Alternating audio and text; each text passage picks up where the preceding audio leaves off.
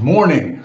Morning, Mark. How are you? Rutherford, I'm great. How are you? Thanks so much for having me back. I appreciate Uh, it.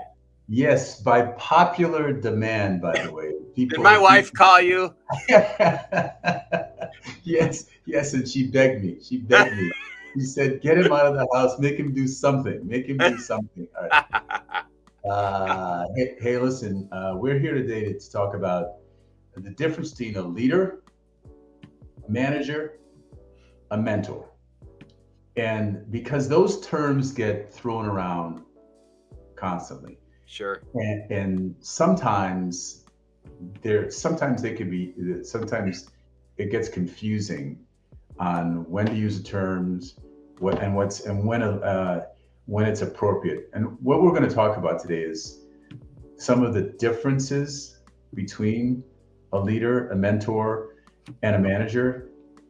Just some comparisons and then when is it absolutely necessary that you are a leader or a manager or a mentor. One of the things that you'll know is you can play the role of a leader, then play the role of a mentor, then play the role of a manager within a matter of minutes, within Right. 10, 15 minutes. So Exactly.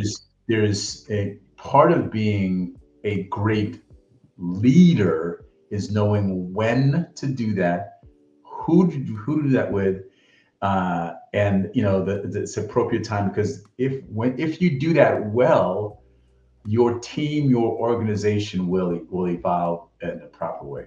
So let me just to level set. If you want to think about leadership, being a leader, being a manager, a mentor.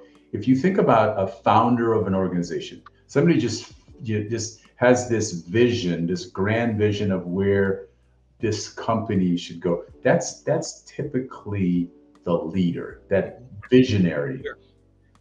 If you think about under that person is probably an operations manager.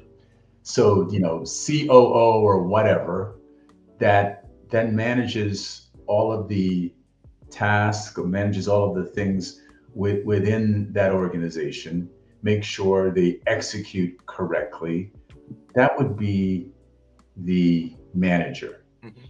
And then the mentor would come in when you have a seasoned, experienced person within the organization talking to younger younger in age or younger in experience Right. um, talent about how they can grow, what they could do here better, and things like that. Would you disagree with that? Is there anything I missed? No, I think that you covered it perfectly. Understanding the key concept is at any given point in time, any of us in any kind of supervisory role will, in fact, be all three, do all three. Our discussions today will center around the ability, can somebody really be all three effectively, Yeah. and what does that look like from an organizational standpoint? So yeah, I think it's great. Yeah. So let's kick it off. Let's start with the leader, right? So when you think of a leader, I'll give you one word, Mark, Okay. and then Sure. expand. When I think of leader, I think of vision. That's the word that tells me that this person's a true leader. What do you say to that? Yeah, I think that's exactly right on. And visionaries can be at all levels. So sometimes in our easy story, which I know you've shared with me several times, our easy story is about people who founded companies and driven companies' vision. I think from a visionary standpoint, Rutherford, we can have visions at every level. Frontline managers, every role we're in, can have visions for the group of people and where they want to take that specific department, their team, whatever, to. So, vision sometimes we see as this vast thing that creates the next software company that makes $1 billion. But vision isn't always there. So, I love vision is the first term that popped into your mind. The term that popped into my mind when we say that is the inspiration, inspiring people to follow you, to walk with you, to be the apostle, if you will, of where you want to take this team and to fight for that team. And I think inspiration, leaders tend to inspire and they inspire by having a vision that people want to get behind, and they inspire by having certain characteristics that most of us want to follow. I would say integrity, right? Um, Caring, the goal, the will of the vision is beyond themselves and their achievement, but for the group, the team, the organization. So inspiration really comes to mind for me. Yeah, I would agree. And if you think about some leaders and in the past, I think the couple of you think of Jack Welch, right? But um, you think of Steve Jobs. Right. Think of those two people from the past are just leaders who drove their company, and they had this great vision about where they wanted to see the world, where they wanted to see the product, how they thought they could change, Right. the world, society, or in different aspects to to get there. It's that crazy vision. Go ahead. I'm Yeah. sorry. So I know you kind of have followed Steve Jobs forever because you and I have talked about him forever. So what did he bring? Why was he such a visionary from your perspective? Because he didn't think he so I think he was a visionary from my perspective because he was never satisfied with today. He was never satisfied with the like this next step, like this little iteration. His thinking was we can be so much bigger, we can be so much better. Just some of the things that he did as far as instead of having 4 or 5 clicks, we want 1 click. I mean, Yeah. because he was thinking about the customer. And instead of being this utilitarian device, let's make this thing beautiful. Let's make this thing so people want to use it, so people look at it and there's a feel. So he was always thinking like 10, 15 years in the future. And he talked about having this device in your pocket, this phone. Like this device has more memory, has more power than these spaceships that went up in 1969. And Right. he developed and he thought about this computing power and what it would do for the world, right? It wasn't about the product. It was about what the product would do for society, the how it would elevate things, and he was proven correct because people, I live in Phoenix and Scottsdale and area, and do you know who invented the cell phone? By the way, do you know that? Mhm. Yeah, not many people do. It's this company called Motorola, right? Right. There That you go. Motorola, Right. Motorola invented the cell phone, and they came out with a few devices. And at the beginning, but famously, they thought that they remember who they were selling the cell phone to at the beginning. They were selling to real estate agents and they were selling to lawyers because it was this big block phone in the back of your Right. car. It was Yep. like, and so you talk about a status symbol. Having a cell phone was a status symbol. And then Steve Jobs came on and taught about how having everybody has one, not the elite or the people. These people, every human being would have one, right? Right. Then it was if you think about the personal computer, it was that same mindset because instead of just having it in your office or having to go to a library to get a computer, there was a personal computer. It Yeah. was the same mentality, and having that thought is great leadership because that person, Steve Jobs and other people like that, Nokia, they saw far in the future. Motorola had a limited, a fixed mindset. They missed the market. They thought the market was going to be like $500 million in phones. That was one of the first meetings they had about. That's where they thought the peak of the cell phone. Sure. That by the way, that number was wrong 9 months later. 9 months later, because they just didn't have that vision, which is why the great leadership comes out with people like Steve Jobs, because they just see things differently. They Right. see the utility of the device and things like that is differently. Yeah, I think that that's such a critical aspect of it. And one of the reasons we mentioned early on that there are times in organizations where you need strong leadership, you need strong management, you need strong mentors. They often overlap, but short-term visionaries with organizations end up with organizations being short-term, Mhm. right? They struggle with various aspects of it. So you have visionaries um, like Jobs, who comes in and this is where he sees it down the road and what they want to do. Then you have visionaries that can come in that are kind of short-sighted. So yes, they may have strong leadership characteristics in the short term, but maybe their vision isn't big enough to sustain. I think that's the other aspect that we see often is the ability of the visionary to inspire people to walk with them 5 years from now, not 5 months from now. Yeah. And of course, visionaries like that most of the time remain visionaries. And at some point, you need somebody to come in and kind of operationally manage to get the visions, to implement those kind of aspects. And I think those things are important too.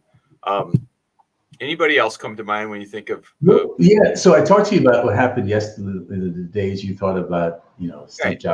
Steve Jobs and Jack Welch. But today, if you say visionary, there's only one name that comes to mind, and that's Elon Musk, because of what he's done and how he's thought about.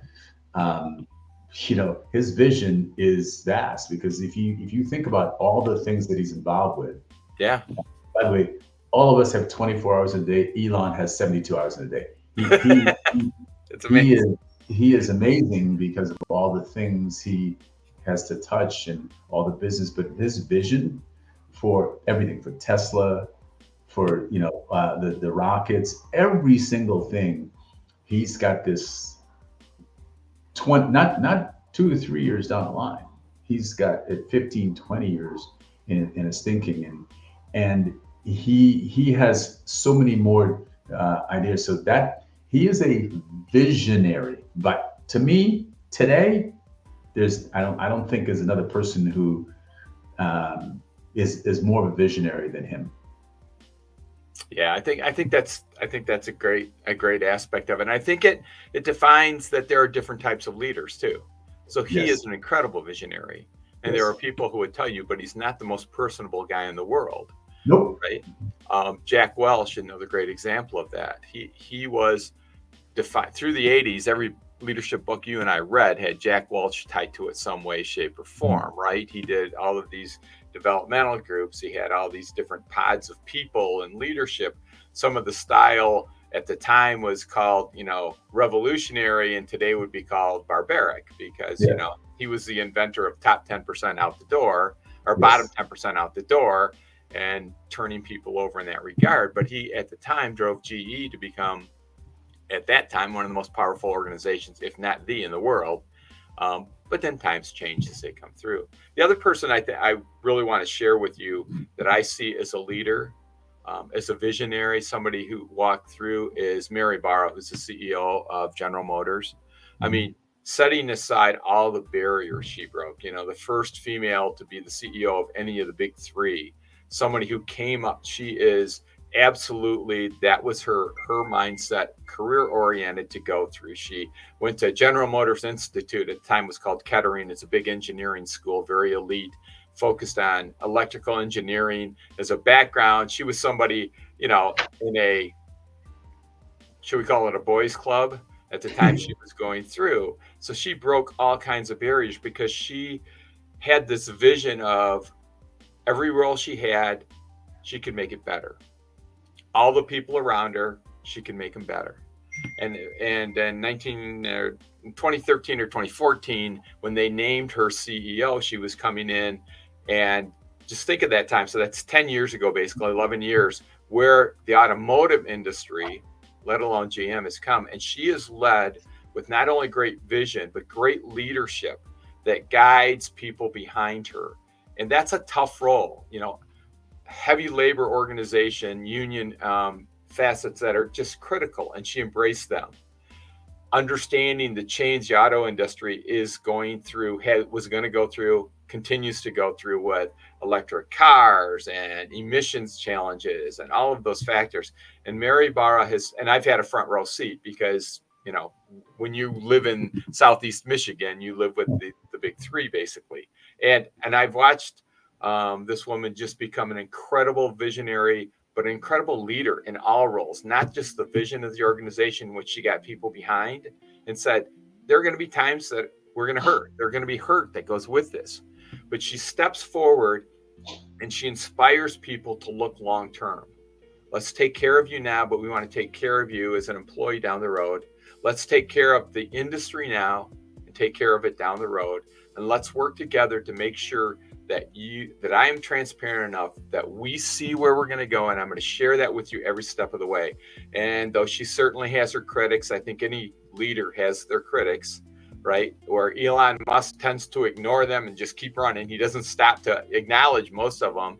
Mary Barra, because of that unique scenario she's in, Rutherford, she's just impressive. And there are some things I don't agree with her on, but she impresses me so much as a leader because she's willing to answer the tough questions, think out the process, and create those as a vision to take this organization through really tough times. And so I think somebody like that we need to acknowledge too. Again, not everybody always agrees with leaders every step of the way. But when you can inspire people to move with you, that's leadership. And again, let's remind people, you can do that as a CEO, or you can do it as a frontline sales manager, operations manager, purchasing manager. Those competencies are very similar. So I just thought it was important we raise her as one example too. So one of the things that you mentioned about her, and it's a thing with leaders, that the great leaders, is they're honest, right? There's some transparency. Absolutely. There's some transparency to their message, and sometimes brutally honest, to be frank. But they will tell you, where they're going, what's wrong, what's right. They'll give you honest feedback. And I think if you all the people we just talked about, Jack Welch, and Steve Jobs, and Mary Barra, they're all honest. That they're transparent. If something's not good enough, they will tell you, right? And I think I've mentioned. I think, Mark, you've heard me say this before. Nobody gets better if you don't tell them the truth. That's right. And so you have to tell people the truth, right? Because what you don't want to do is hear when things are going great when they're not. And tell somebody that you're doing a good job when you're not, when you could be doing better. Because that not only hurts that person, it hurts the business, it hurts the culture of the team. So I mean, what's funny is I won't mention this person's name. This person was also in the car business, and famously, nobody told him the truth. Nobody told him the truth ever because they were afraid, because all they wanted to hear was good news. And leaders, we want to hear good news as a leader, but we also want to hear the truth. And sometimes we have to tell the truth to be able to move the ball forward, to drive our business forward. Part of this, the reason this person didn't, got terminated, and his tenure as CEO was so poor. If you look at the number of billions of not millions, billions of dollars he lost through his time there, was because nobody could tell him the truth. And you talk about Mary. She wants people to tell the truth, and then she's going to tell them the truth in order to move forward. So having that's really, I think that's a really important part of that leadership vision type. You can't have great vision if it's murky, if there's mud, if you don't have a clear thing of what's happening today, you can't lead for tomorrow. So people not telling you the truth, or you're not telling the truth to other people, hurts everybody. It doesn't just hurt the person you're telling. It hurts every single situation. Yeah, I think that's a great observation. So here's a question to get all the time.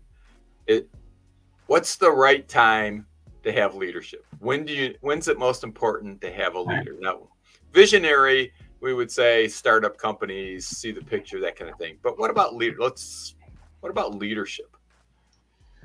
So leadership, to me, the most important time for leadership is when things are going wrong, Mhm. right? When I was when I was a first line leader, I would tell my team that this is why I hired you. This is why we need you uh, is at this time, because this is when things go wrong. This is when I want you to excel, right? Anybody can lead. I would famously say my daughter can lead. She was 8 at the time. My daughter could lead this team when it's going well, because all she, said yes, yes, yes. But when things are going poorly, that's when you see and need great leadership, because they're going to drive you out of that, and not only out of the abyss or a slump.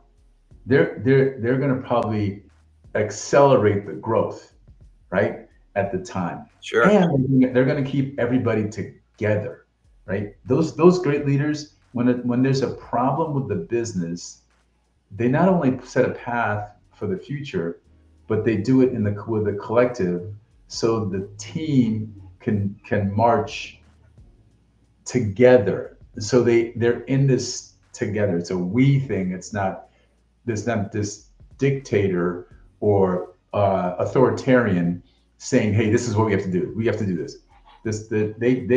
They're in there with you. Sure. Yeah, and I would agree with that. I'd also, my friend, challenge you that it's also the simple, easiest answer to say that. You Yeah. definitely need leadership when the oceans are a little rough. Yep. But we've experienced folks who are in leadership positions sit back and not that you shouldn't celebrate successes, but Yes. sit back too long, even during great times when the weather's perfect, and not anticipate the storm ahead. And I think the characteristic, especially as leaders move up in the organization, is to understand, anticipate what we need to do to stay ahead of the curve. So that key word that you mentioned right at the beginning of visionary applies to organizations that are more mature, that are moving well at that moment. Because yes, leadership needs to take them through those rough waters, but I also would challenge that sometimes gets overlooked as leadership needs to anticipate, and they need to still be on the forefront of change and guide that team. Because if the boat's rocking and the captain stands up with credibility and authority and says, "We'll get through this. This is how we're going to do this and that," most teams will follow, and that's great. If it's smooth, right? The ocean's smooth, the wind's just right, you're sailing along. Mm-hmm. It takes a special leader to stand up and say, "I hope you're enjoying the trip. It's wonderful. The weather's great. Please enjoy. But by the way, I know it seems like we want to go to this island, but I think there might be potential for issues there. Follow me this way. Let's go this way. Let's see how much farther we can get. Let's go. Let's take the leap. Let's not sit back a little bit." And I think early on, especially in organizations, you can identify strengths of leadership and frontline managers when they're willing to make that move. They're ahead. They're the ones that come to you and I and say, "Yeah, we had a great year, and here's how we're going to be better next year." Mm-hmm. I think that's a component of leadership that gets overlooked sometimes, but at frontline levels, especially mid-managers. I want to take it there. And I think that's an important factor that goes with that. So, Yeah, we used to call that leading from the front, right? Leading from the front. Yeah, exactly. It's all the time. So we have these leaders that have this vision. They're inspirational, but now we got to get work done. Yeah. Right? We actually have to get work done now. We have to now execute this vision, and to me, that's where the manager comes in. That role of manager becomes in, because to me, it's an execution role, right? Because that's when that 3-letter terminology of KPIs or metrics, or those people are following, looking at those to seeing if we're on track to reach this leader's vision, right? Would you agree with that? I would agree 100%. And I think that, as you opened, leadership, managers, mentors often get interchanged. And here is one area that is so important to understand. I work with folks all the time, coaching them through, don't let titles deceive you and drive how you're going to work. Understand the expectations of, as a manager, what the organization and your team expect of you as a manager, right? So whether, we've mentioned, right? You manage situations, you manage events, you manage other aspects, but they're tasks, they're specific.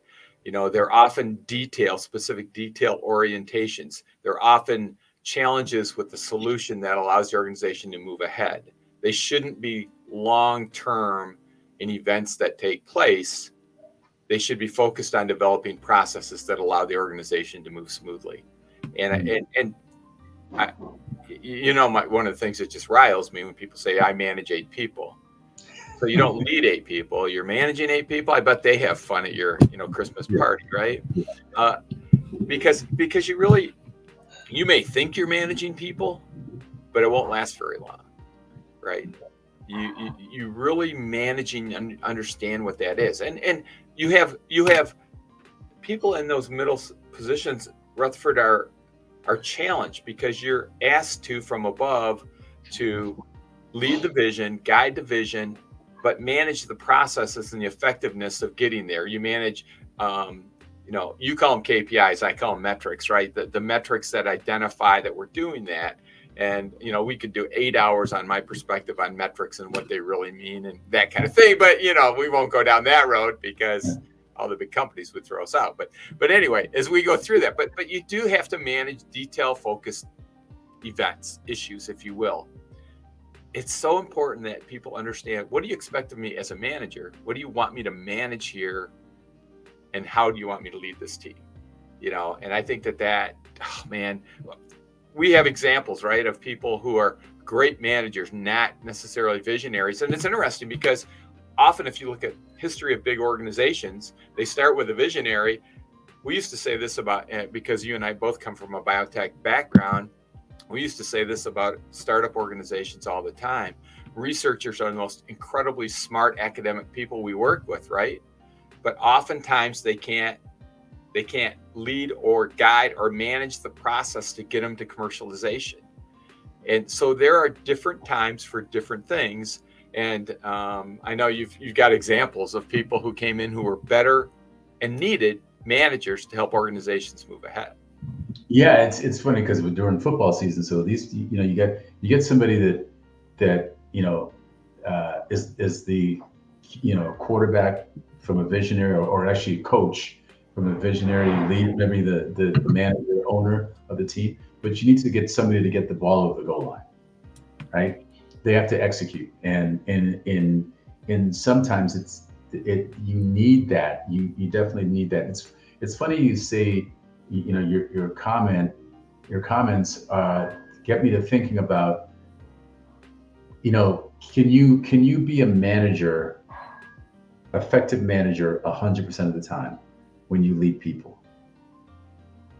And the answer that, Mark, is no, right? Can't do it. Yeah. You can't do it because those people would leave if you I would always tell people, if you want me to manage you, you're not going to like it, right? Because you want to lead people. You don't want to manage. You manage things, right? Yeah. And you manage situations. You don't want to. You want to be in that situation. But to that point, managing is exceedingly important. It's very, very important that you understand, because you're never going to get to a goal if you don't manage certain aspects to get to that goal. There's certain steps that you have to walk through to reach a goal. You can't just say, I have this vision that we're going to have no poverty, no war. Thank you, and then walk Yeah, out the door. right, right. There's got to be somebody that says, "Oh, that's fantastic," but Rutherford, now what do I do? How do I take your vision and make it real, right? And that's what that's what the manager does. The manager makes Yeah. it real. And Mark, let me say this to you, and you've heard this, and this is one thing that's said all the time that I completely agree.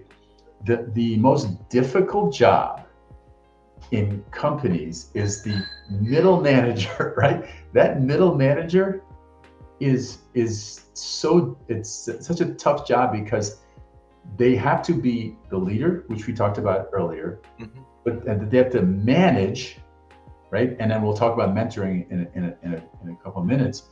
But that's really tough. Talk to me about the difficulty of doing just those two, because we just talked about leadership and management. Talk to me about how difficult that is. Well, it is difficult because the idea of managers taking someone's broad idea, their top level vision, and then implementing it to the detail that it needs to get implemented, right? And I think you stand up there and you have to lead the masses, but you have to manage individuals and situations. And I don't mean manage the people, I mean the situations the people have found themselves in, or details to get oriented. I'll give you the greatest example of that is an old movie that I know you'll remember that had Michael Keaton and Henry Winkler in it. It was called Night Shift. Yep. Right. And Night Shift, it was Night Shift were two guys who were hired to work overnights in a mortuary, basically in a morgue, to handle in a big city what turned out to be most of the time, people that nobody knew. But Michael Keaton walked around in there with this little, at the time, innovative hand recorder.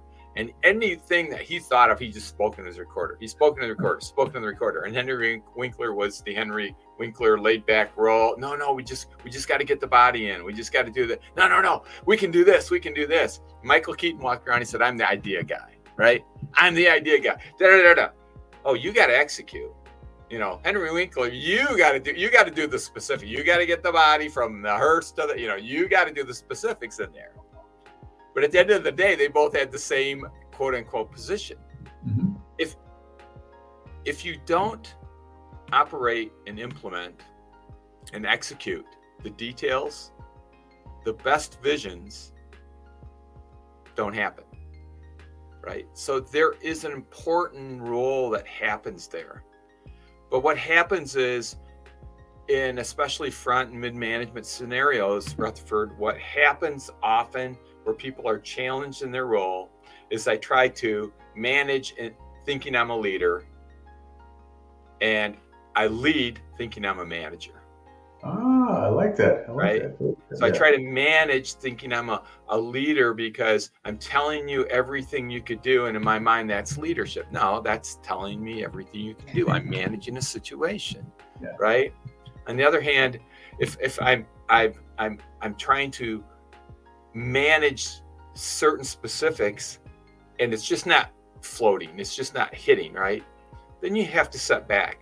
And I think one of the things about the two people, and we talked about Mary Barra, we talked about Steve Jobs, the reason they could do that so well is they did a couple things. They were very specific on what needed to be done, but they brought somebody else in to do it. Yeah. Right? And that's why what you said is exactly on. That mid-manager role is really tough because you have to intentionally separate leading and managing. And we spend a lot of our time, both you and I as executive coaches and coaching people, especially in that frontline, middle management areas, of helping them separate the two and being effective in doing that. And friends, it's not, you're not the only one. If you're struggling with that, it's okay. There are ways to work through that, but it's tough because we tend to fall to the mold that we think we're most effective at. And sometimes, as you said earlier, somebody hasn't been transparent with us and said, "Hey, you know what? You're managing these people. Let them go, but give them a vision to follow." Yeah, it's really important because one of the things you said that reminded me of this: a vision without execution is just a dream, right? It's just you have to be able to execute. You have to You have to understand that you have to execute. So we talked earlier, Mark, that at 8 o'clock I could be a leader, and at 8:30 I could be a manager, Right. right? And I think that's one of the points that I really want to make sure we double down on, is that you have to understand that you're going in and out of those things. There. I don't know, Mark, if you think about it, is there any time when you're doing both at the same time? Probably not. That you step into the role from execution standpoint, then you might step out as a visionary, or you might inspire that person. So I think I just want to make sure that we say this over and over again, that this role is, you go in and you go out. You go in, and if you're going to be really, really, really effective, right? Yeah. So the question is, when do you absolutely need a manager? Yeah, and I would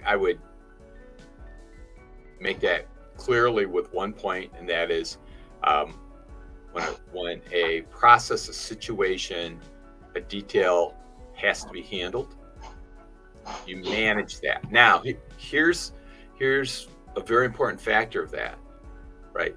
There are various ways to manage that. Management doesn't mean you're the automatic problem solver. Because if that's the case and you're leading a team, then what you think is helping them and solving the problem every time becomes on your desk every time. And you're not leading that team. That team's not growing. All you are is you're the call service center, right? Tell me this and I will do that. Now, there are aspects of it. Again, I go back to what I said earlier. Understanding what the organizational expectations are of you in this role, right? The number one long-term success is becoming a leader to develop people, which we will and have talked about. But managing isn't just giving the answer, right? It's helping people identify the answer so next time they have that. But you're still managing the issue, right? If nobody has locked the back door at night when you're closing up, somebody has to lock the back door. The short-term thing is, please lock the back door. The long-term thing is, maybe you, as the nighttime manager, should have a list of closing steps that you do. Why don't you develop those and make sure on there is the issue that we have now, locking the back door. So you see how that is so important. So it just seems like it's easy to say, I shift to a manager. Okay, Rutherford, please order extra paper for the copier. Good, deal done. Yeah. Or you coach them, and as your role, here's a great example: office managers in good organizations, that you can't go without them, right? They run everything, but they're office managers. I manage the copy machine, I manage the incoming calls, I manage these, and I triage those. The leaders of that office rely on those people. In an organization where you're a mid-manager, you do both, and you go back and forth, like we said. Understand the scenario. Take a moment. Take a breath. Right now, what are you asking me, Rutherford? Okay. If that's what you're asking me, now I, as a quote unquote manager and leader, decide really quickly. I triage this: important, immediate, safety, organizational, threat, legal, all of those things. Get an answer. But then as a leader, let's develop a process so next time you have the answer, train people, empower them to go through. Yeah. And that's how you go back and forth between the two. Yeah, and I think I mentioned before this.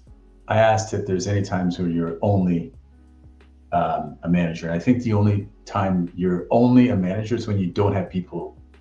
So that's the time when you are. And you mentioned that with the office manager, or when we talked about the operations person. If the operations person is in a small and they do all operations and they have nobody reporting to them, yes. That's when absolutely you're strictly a manager. You're managing the little things like that. So that would be important. So great thing. We have done some work with manufacturing organizations, a couple of automotive organizations in the area here, and in our coaching with that, a lot of processes need to be developed. You're managing processes. Now, people do the processes, right? Don't get me wrong, but you have to manage those processes. So in those situations, things get taken care of. But I think it's a clarification. Leadership, managing, understanding the two, and doing dual roles is tough. I mean, it's we've seen a lot of young people come in as frontline managers and do great things, but almost all of them need the guidance of when do I do one, when do I do the other. And what I'll say, what the biggest mistake they make is they manage more than they lead. Yeah. Oh, right? Absolutely. That's the thing. We want them to get to the other way. We want them to lead more than they manage, right? Yep. But just so that's it. So let's get to the third thing is mentoring. Yeah. So when I gave you the example of an experienced person in the organization coaches a person with less experience, either younger in age or younger in tenure with the position job. They talk to them about how to be great, and sometimes it's personal, and sometimes it's professional. And so the mentor is exceedingly important. So when I say the word mentor, Mark, what do you think of in your experience? First of all, who should get a mentor? Mm-hmm. When should they get a mentor? Sure. And what the hell does a mentor do? Yeah. So the first one's easy. Who? Everybody. Everybody should have mentors in your personal life, in your business life, and the overlap in between. If you're a person that has a strong faith, that has a faith in your faith life, everybody should have a mentor, because mentors for me are guides, people that have, and you clearly said it very nicely. It's not necessarily age, but just us old people have had more experiences. It's experience in certain areas, right? And it's great to have somebody you can rely on, that you trust, that's going to give you guidance in scenarios. And sometimes the guidance can be very blunt, always honest, right? But sometimes they can be a guidance of, think about these three things and let you work your way through. But either way, it's a chance for somebody that you rely on, multiple people, to provide advice. So when do you need a mentor? As soon as you possibly can. I mean, if you look back, most of us had some form of mentor, even in high school, maybe before that, whether we were in Boy Scouts, a coach, a music teacher, even our favorite elementary school teacher. You could watch them take somebody under their wing and mentor them. And they're the ones that you think back of. I remember Mr. DeReamer, my sixth grade teacher, was a mentor for me of things he said that I remembered all the way through, right? So mentor comes. He's to blame? He's to blame? He is. No, don't pick on Mr. DeReamer.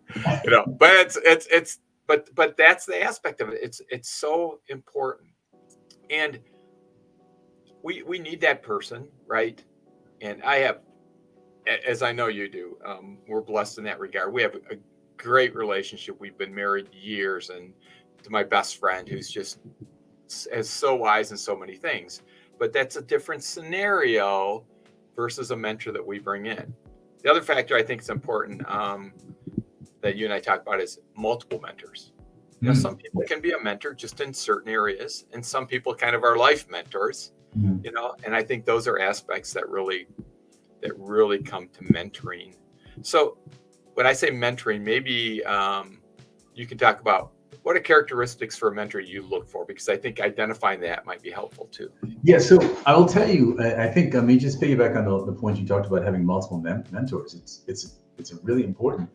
When I started as a first line leader, there were two other people in my role as first line leaders that were more experienced. They were there, I think one was there 10 and one was there 15 years in leadership.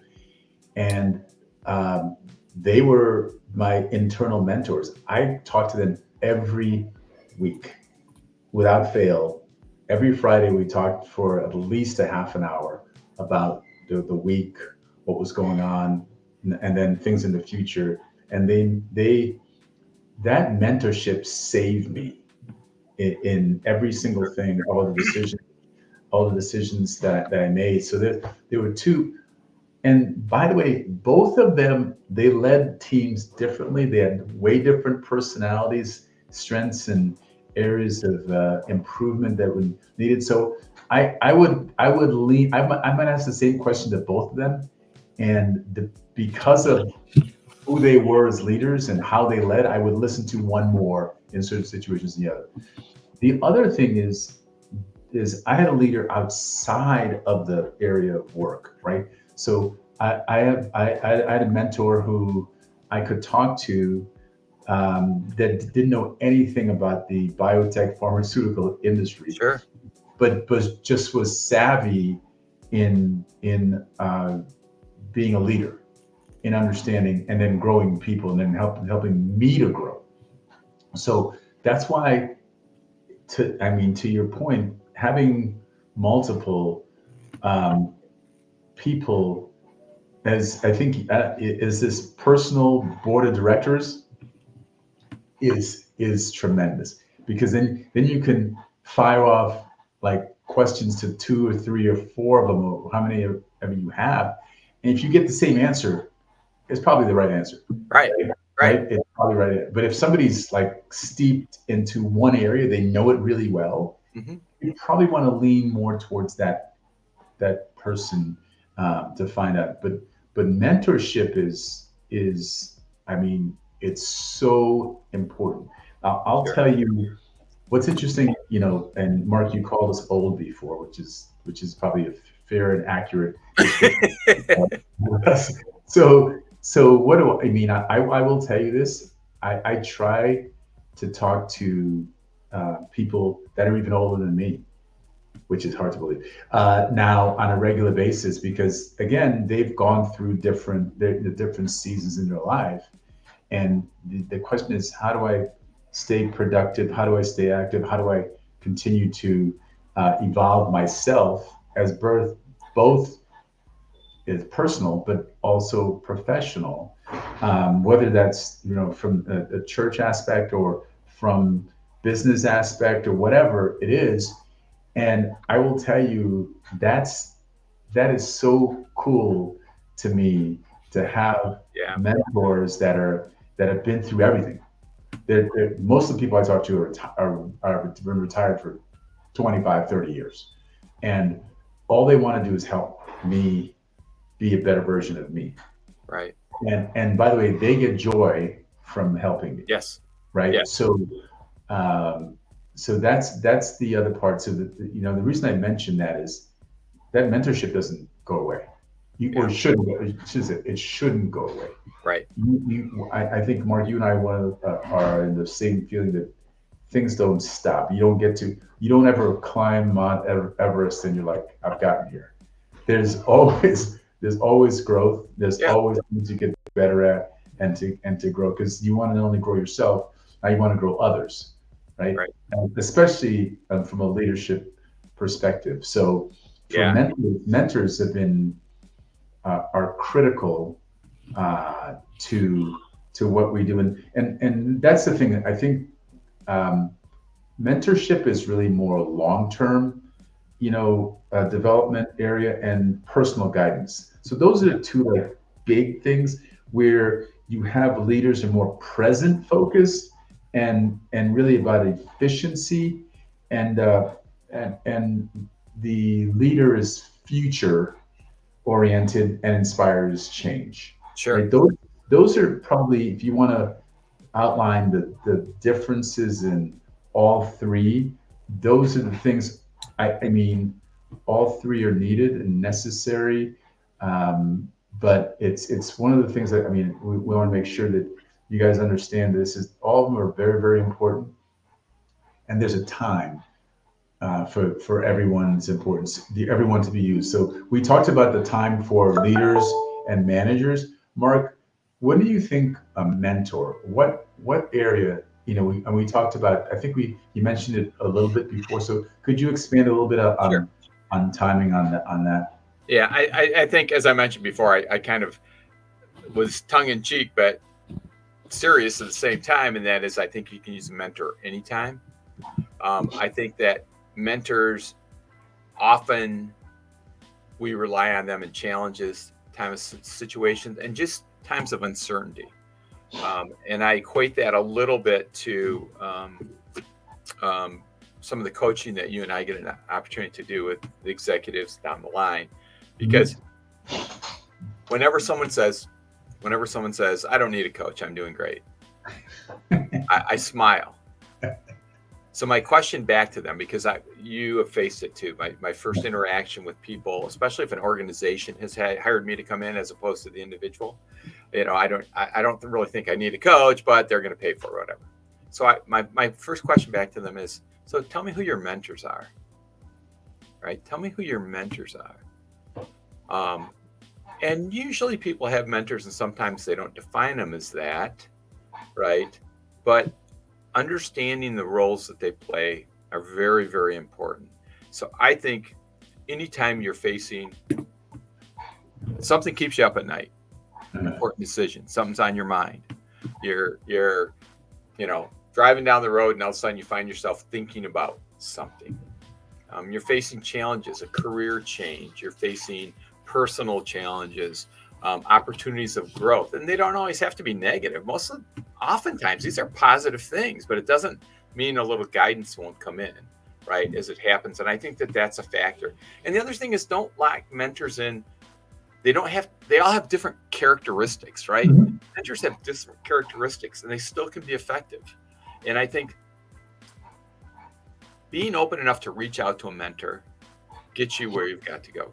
We would not have been where we are had people not decided to mentor us, right? To work with us.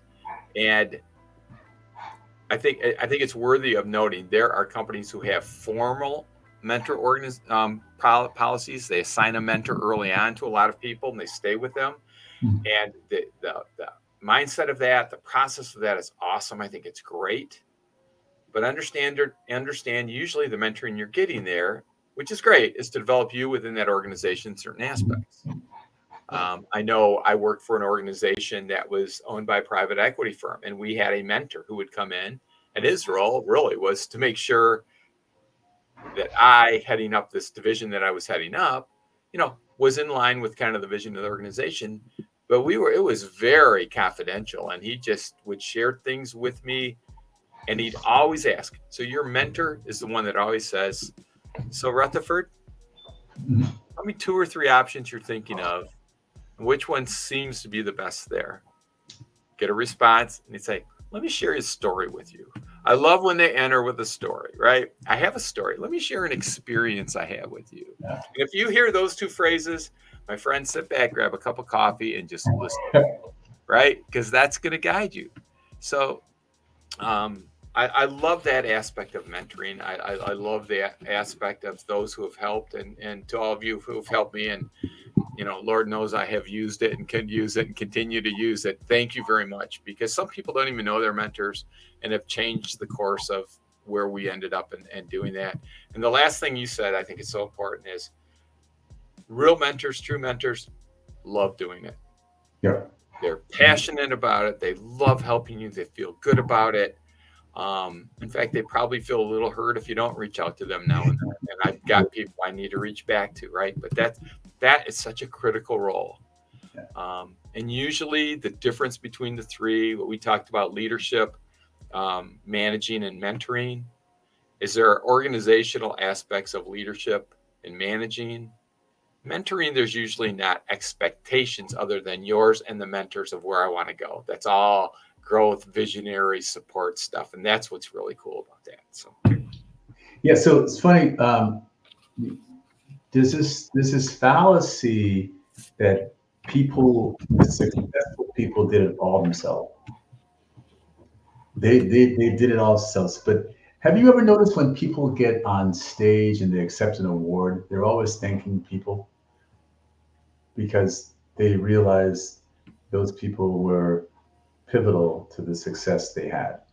And typically, which, like you mentioned, spouse or family or director, if it's whatever, Emmys or whatever, Oscars, there's always somebody that helps them.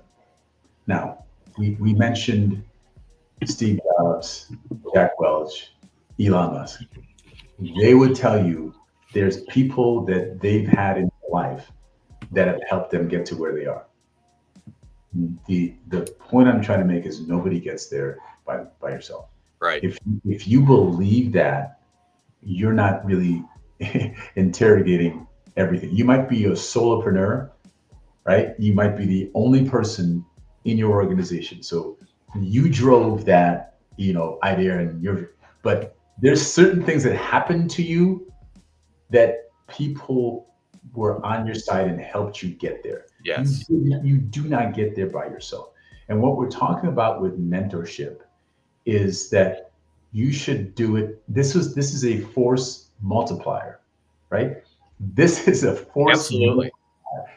to use that. And it's not only, by the way, we haven't talked about this. We talked about that it's going to grow, but it's also the mental aspect of it, right? It's going to keep you sane, keep you thinking the right way, keep you more even keeled. Sometimes you go, and especially as a leader, you're in times of difficulty where you might be slightly frustrated, maybe.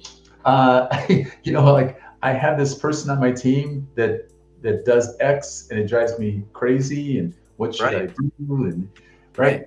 So those are the people that can bring you down to earth, that can give you great advice. So that's why this mentorship ordeal is very, very, and I say ordeal, is it in that I want you to think about having multiple people that can really help you.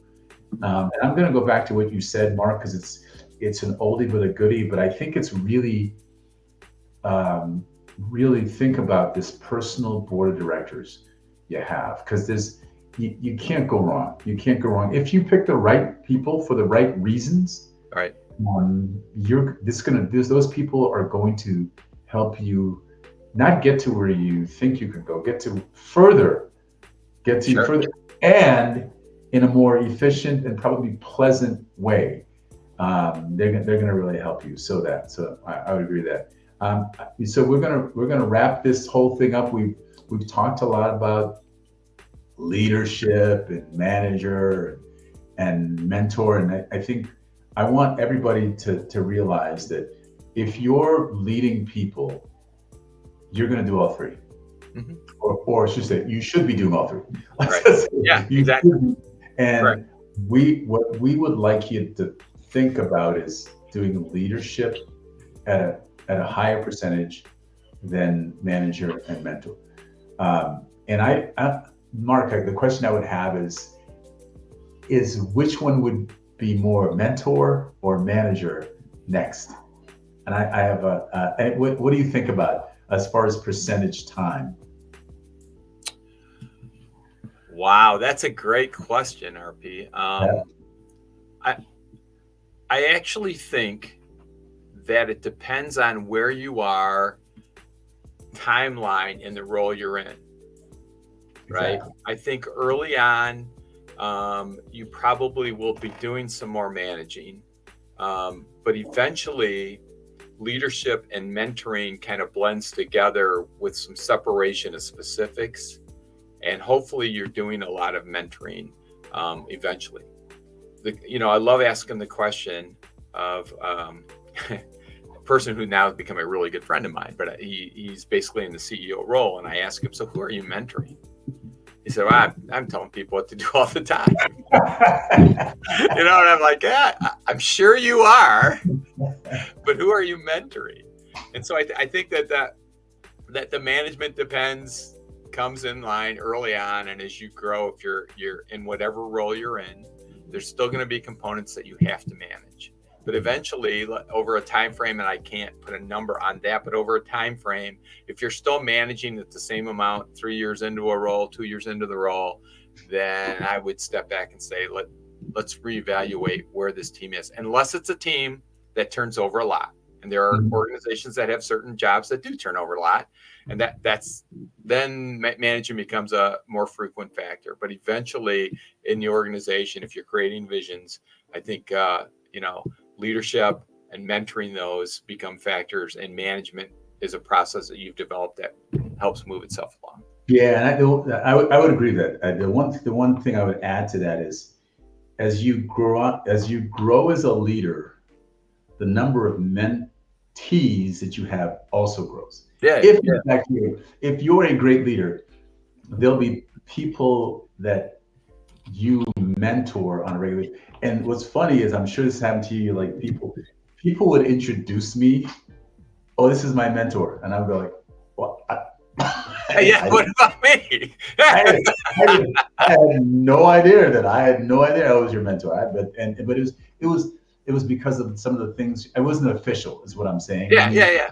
We talked all the time, and we talked personally, professionally, and so that's when you know it's good, when you don't really realize that this person thinks of you that way, because it wasn't formal. Like Mark, you mentioned a lot of these formal things.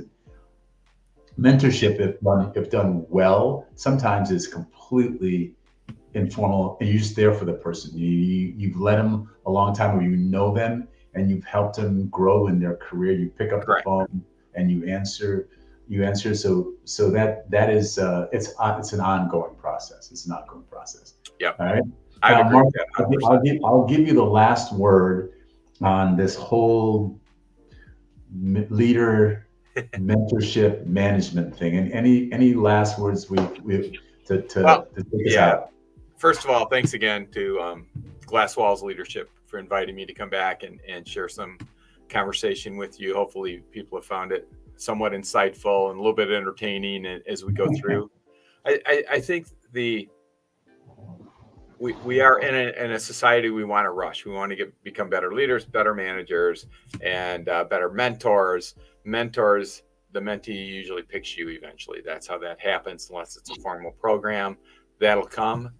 The other two aspects of just very much an awareness of what it is that you're addressing, where you're going through, and let your mentors help you get there as it comes through. But I love defining what each of those roles are, and they vary a little bit, and they're interchangeable, and there's no exactly right way to be a leader or a manager as it comes through. But I will tell you that leading is much more fun, much more growth oriented, and much more satisfying than managing. But you need managing situations. You need to be a manager in certain situations as you come through to be effective. And don't let it scare you. Step forward and do those things. So those aspects I think are important. I'm glad we had a chance to kind of discern between the three things and look at where we wanted to divide them. Thanks, Mark. Another great hour spent, and we have a couple of things planned for you guys in the future. So stay tuned. Thanks, Mark. Great. Have a Thanks, great day. Rutherford. Bye.